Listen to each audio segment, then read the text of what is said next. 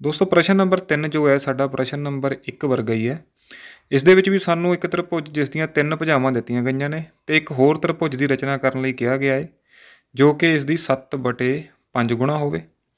ਸੋ ਪ੍ਰਸ਼ਨ ਸ਼ੁਰੂ ਕਰਨ ਤੋਂ ਪਹਿਲਾਂ ਅਸੀਂ ਕਿਸ ਦਾ ਛੋਟਾ ਜਿਹਾ ਰਫ ਸਕੈਚ ਬਣਾ ਲੈਂਦੇ ਹਾਂ। ਸੋ ਸਾਨੂੰ ਇੱਕ ਤ੍ਰਿਭੁਜ ਬਣਾਉਣ ਲਈ ਕਿਹਾ ਗਿਆ ਜਿਸ ਦੀਆਂ ਭੁਜਾਵਾਂ ਕੀ ਨੇ 5, 6 ਤੇ 7।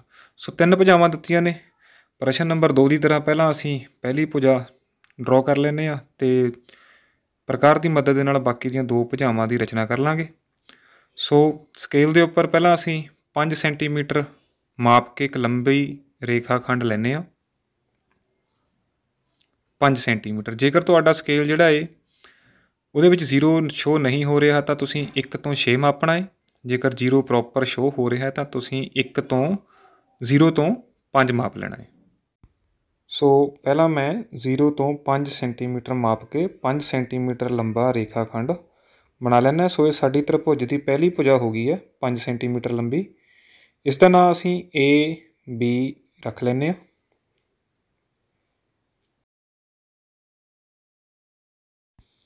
ਇਸ ਤੋਂ ਬਾਅਦ ਸਾਨੂੰ ਬਾਕੀ ਦੀਆਂ ਜਿਹੜੀਆਂ 2 ਭੁਜਾਵਾਂ ਨੇ ਉਹ ਪਹਿਲੀ ਦਿੱਤੀ ਗਈ ਹੈ 6 ਸੈਂਟੀਮੀਟਰ ਅਤੇ ਦੂਸਰੀ ਦਿੱਤੀ ਗਈ ਹੈ 7 ਸੈਂਟੀਮੀਟਰ।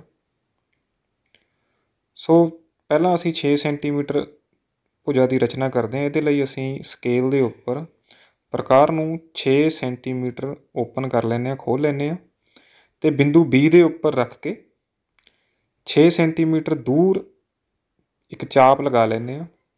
6 ਸੈਂਟੀਮੀਟਰ ਦੂਰੀ 'ਤੇ ਅਸੀਂ ਇੱਕ ਚਾਪ ਲਗਾ ਲਈਏ ਕਿਉਂਕਿ B ਤੋਂ C ਦੀ ਜਿਹੜੀ ਦੂਰੀ ਹੈ ਉਹ ਸਾਨੂੰ ਕਿੰਨੀ ਦਿੱਤੀ ਗਈ ਹੈ 6 ਸੈਂਟੀਮੀਟਰ।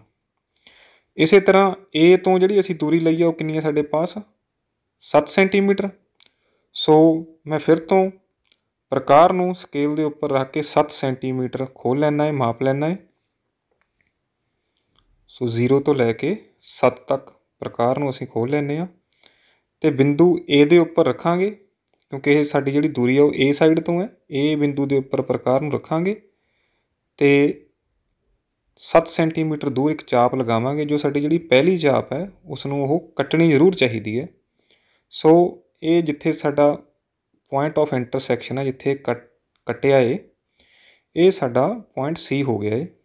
ਸੋ ਅਸੀਂ A ਨੂੰ C ਨਾਲ ਮਿਲਾ ਲੈਂਦੇ ਹਾਂ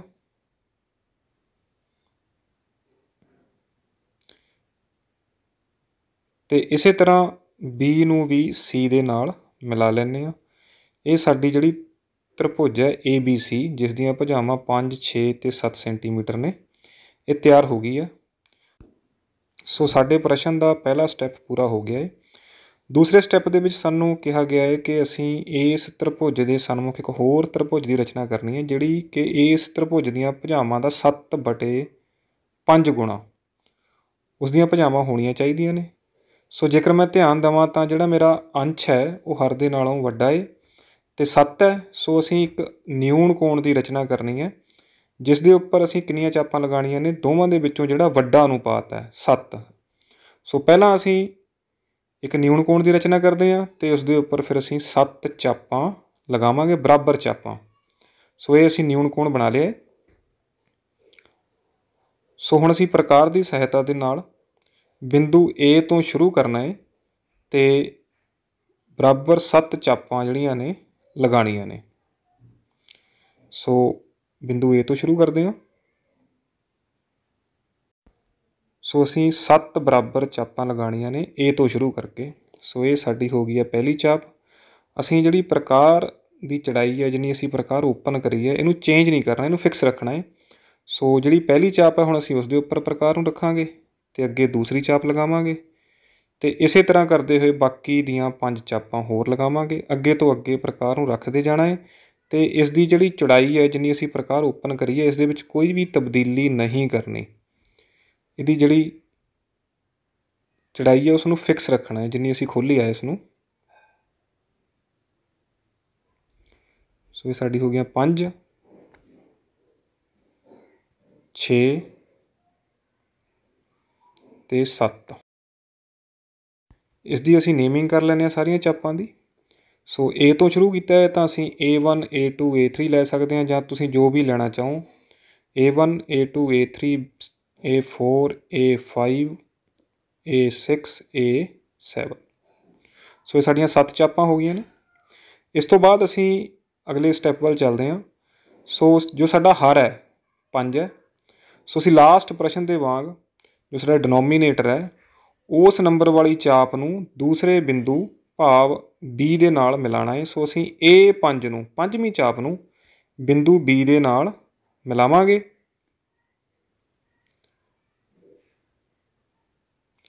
ਸੋ B ਨੂੰ ਅਸੀਂ A5 ਦੇ ਨਾਲ ਮਿਲਾ ਲੈਂਦੇ ਹਾਂ।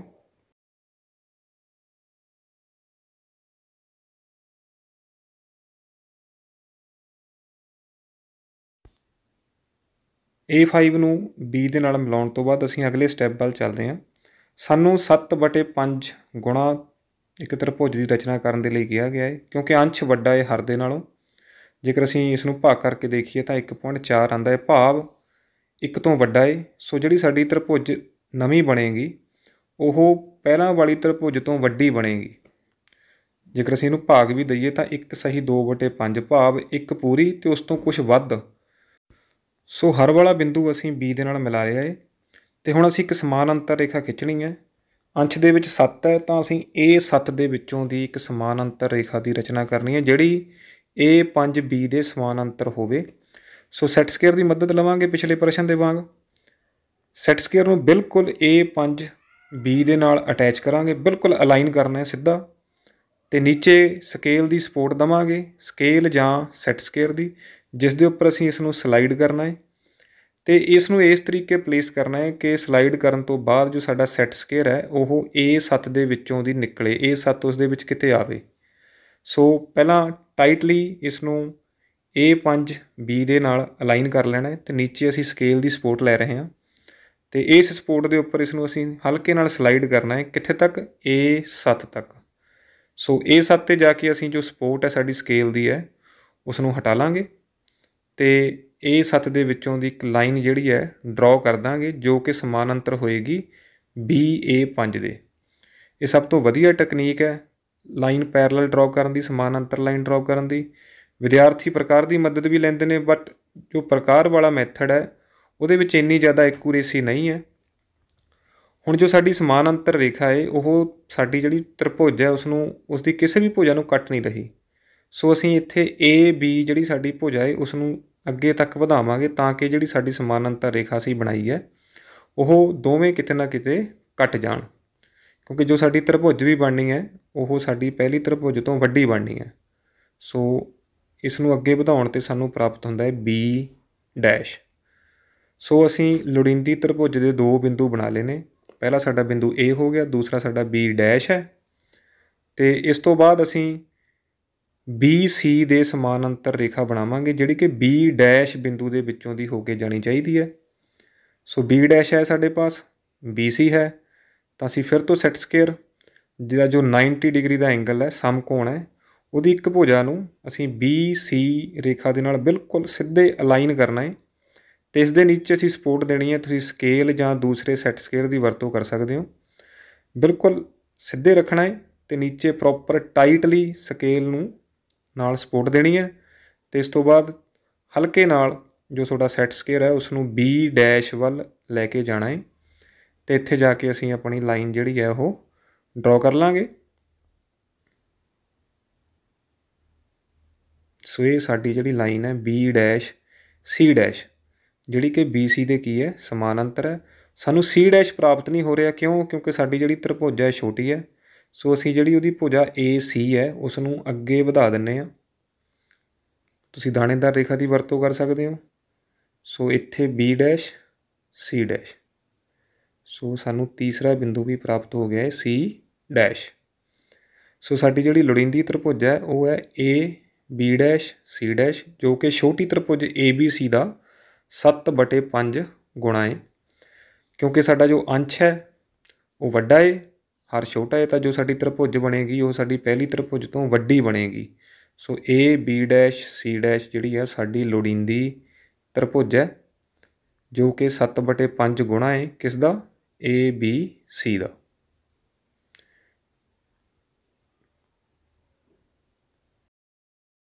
ਸੋ ਹਮੇਸ਼ਾ ਇਸ ਗੱਲ ਦਾ ਧਿਆਨ ਰੱਖਣਾ ਹੈ ਕਿ ਜੋ ਹਰ ਹੈ ਜੋ ਹਰ ਦੇ ਵਿੱਚ ਸਾਨੂੰ ਅਨੁਪਾਤ ਦਿੱਤਾ ਗਿਆ ਹੈ ਉਸ ਨੂੰ ਅਸੀਂ ਬਿੰਦੂ B ਦੇ ਨਾਲ ਮਿਲਾਉਂਦੇ ਹਾਂ, ਜੋ ਨੀਚੇ ਵਾਲਾ ਬਿੰਦੂ ਹੈ ਉਸ ਦੇ ਨਾਲ ਮਿਲਾਉਂਦੇ ਹਾਂ, ਅਤੇ ਜੋ ਸਾਡਾ ਅੰਸ਼ ਹੁੰਦਾ ਹੈ ਉਸ ਦੇ ਵਿੱਚੋਂ ਦੀ ਅਸੀਂ ਸਮਾਨ ਅੰਤਰ ਰੇਖਾ ਖਿੱਚਦੇ ਹਾਂ ਹਮੇਸ਼ਾ। ਸੋ ਅਕਸਰ ਬੱਚੇ ਜਿਹੜੇ ਨੇ ਉਹ ਇਸ 2 ਪੁਆਇੰਟਸ ਦੇ ਵਿੱਚ ਕਨਫਿਊਜ਼ ਹੁੰਦੇ ਨੇ। ਹਰ ਵਾਲੇ ਪੁਆਇੰਟ ਨੂੰ ਮਿਲਾਉਣਾ ਹੈ ਨੀਚੇ ਵਾਲੀ ਭੁਜਾ ਦੇ ਦੂਸਰੇ ਬਿੰਦੂ ਨਾਲ, ਅਤੇ ਅੰਸ਼ ਵਿੱਚੋਂ ਦੀ ਸਮਾਨ ਅੰਤਰ ਰੇਖਾ ਖਿੱਚਣੀ ਹੈ। ਜੇਕਰ ਵੀਡੀਓ ਅੱਛੀ ਲੱਗੇ ਤਾਂ ਵੀਡੀਓ ਨੂੰ ਲਾਈਕ ਅਤੇ ਸ਼ੇਅਰ ਜ਼ਰੂਰ ਕਰੋ। ਹੋਰ ਵੀ ਵਧੇਰੇ ਵੀਡੀਓਜ਼ ਦੇ ਲਈ ਸਾਡੇ ਚੈਨਲ ਨੂੰ ਸਬਸਕ੍ਰਾਈਬ ਕਰੋ। ਚੈਨਲ 'ਤੇ ਆਉਣ ਲਈ ਧੰਨਵਾਦ।